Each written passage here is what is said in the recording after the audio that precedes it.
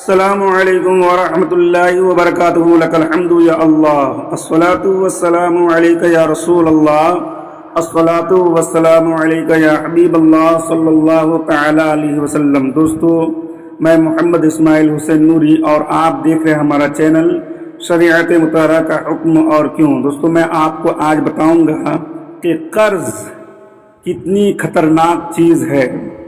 حضرت امام مسلم رضی اللہ تعالی عنہ جب کوفہ میں طوعا کے مکان میں آرام کر رہے تھے اور ابن زیاد کے کچھ جاسوسی ابن زیاد کو یہ خبر دے دیا کہ امام مسلم رضی اللہ تعالی عنہ طوعا کے مکان میں آرام کر رہے ہیں، تو ابن زیاد نے 500 سپاہی کو امام مسلم کی گرفتاری کے لیے بھیجا اور انہوں نے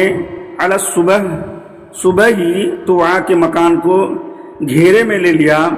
محمدی شیر کو یعنی حضرت امام مسلم کو صورتحال کا علم ہوا تو آپ مکان سے باہر تشریف لائے اور یزیدی سپاہ سے مخاطب ہو کر فرمایا، تم ہی تو وہ لوگ تھے جنہوں نے ہمیں سینکڑوں خطوط لکھے اور کئی قاصد بھیجے، اور پھر ہم تمہارے پاس آئے، تم نے ہماری بیعت کی اور آج تم ہماری ہی خون کے پیاسے ہو گئے۔ آپ کی اس تقریر پر پرتاثیر کے جواب میں ان ظالموں نے آپ پر تیروں کی بارش شروع کر دی اور آپ کا جسم اطہر چھلنی کر دیا۔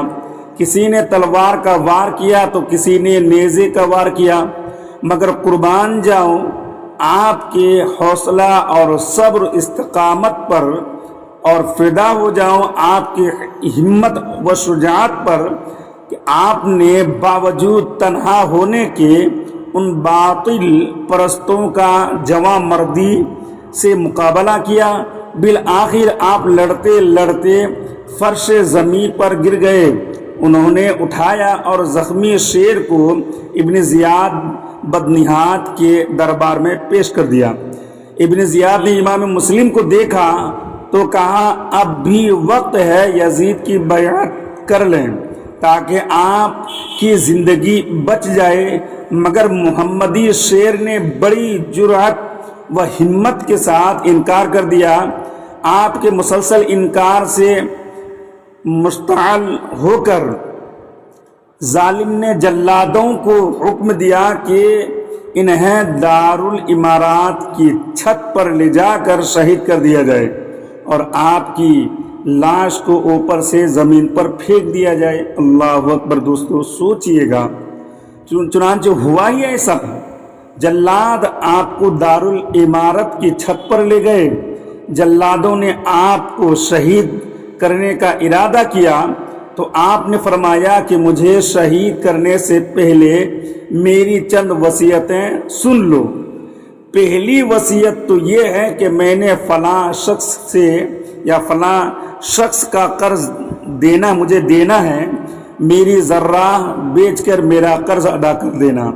سوچئے گا، حضرت امام مسلم رضی اللہ تعالی عنہ اس وقت بھی آپ کو معلوم ہے کہ مجھے شہید کر دیا جائے گا، لیکن چونکہ آپ کو یہ معلوم تھا کہ قرض کسی حال میں معاف نہیں ہے، تو اس وقت بھی آپ نے یہ وصیت کر دی کہ میرا ذرہ بیچ کر میرا قرض ادا کر دینا۔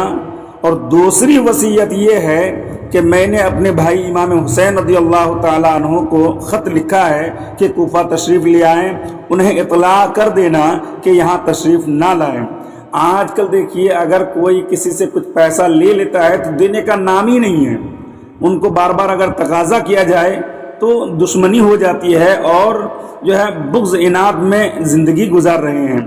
لیکن حضرت امام مسلم کی اس وصیت سے سبق حاصل کرنا چاہیے کہ قرض چاہے 1 روپے کیوں نہ ہو، وہ مرنے سے پہلے ادا کرنے کی کوشش کریں، کیونکہ یہ قرض معاف نہیں ہے۔ تیسری وصیت حضرت امام مسلم رضی اللہ تعالی عنہ نے یہ کی کہ میرے شہید ہو جانے پر میرے بچے یتیم ہو جائیں گے، چونکہ حضرت امام مسلم رضی اللہ تعالی عنہ دونوں بچے کو ساتھ میں لے کر گئے تھے تو میرے شہید ہونے کے بعد چونکہ یتیم ہو جائیں گے، ان پر رحم کرنا، انہیں بحفاظت مدینۃ الرسول پہنچا دینا۔ جب آپ کی آپ وصیتیں کر چکے تو ان ناہنجار بدبختوں نے آپ کو شہید کر دیا۔ انا للہ و انا الیہ راجعون۔ تو دوستو، بتانے کا مقصد یہ ہے کہ قرض چاہے 1 روپے کیوں نہ ہو، آپ اس کو ادا کرنے کی کوشش کریں، چونکہ قرض ایک ایسی چیز ہے کہ وہ معاف ہونے والی چیز نہیں ہے۔ اگر آپ نے قرض لے کر زندگی سے جو ہاتھ دھو لیے اور آپ کی موت ہو گئی تو قیامت کے دن آپ کو قرض کے بدلے میں آپ کی نیکی دی جائے گی۔ اس وقت جو ہے ایک نیکی کی قیمت کیا ہوں گے آپ کو سمجھ سکتے ہیں۔ تو قرض کے بدلے میں آپ کی نیکی ان کو دے دیا جائے گا۔ اس لیے ہمیشہ یاد رکھیں کہ قرض اپنے اوپر نہ رکھیں۔ واللہ اعلم بالصواب۔ السلام علیکم ورحمۃ اللہ وبرکاتہ۔